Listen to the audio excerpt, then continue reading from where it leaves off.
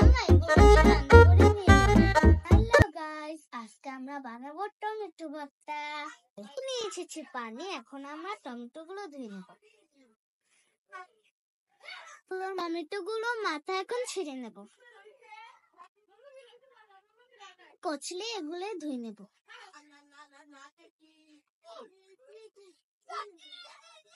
টমেটোগুলো এখন সুন্দর করে ধুয়ে নিয়েছি, চলে এসেছি রান্না করে। এখন আমরা টমেটো মাঝখান থেকে কেটে নেব।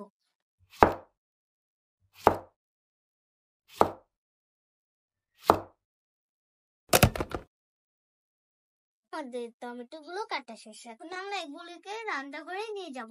এটাকে চুলায় বসিয়ে দেব।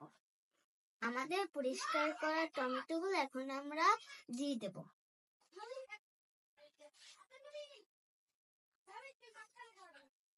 একটুখানি সরিষার তেল দিয়ে দেব, পানি দিয়ে দেব, ঢেকে রেখে দেব 10 মিনিটের জন্য। টমেটো গুলো সিদ্ধ হতে হতে এখন আমরা পেঁয়াজটাকে কেটে নেব।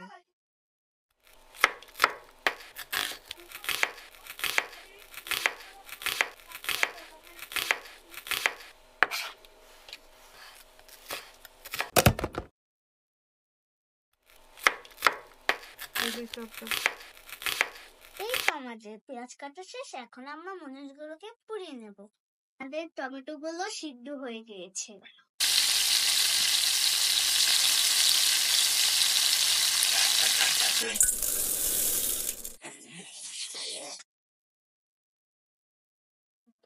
ভর্তাটাকে বানিয়ে নেব।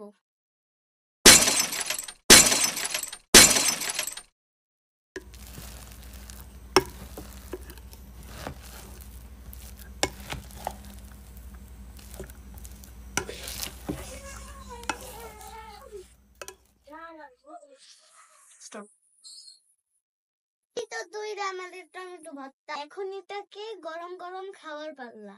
ভালো লাগলে অবশ্যই লাইক কমেন্ট করতে ভুলবেন না।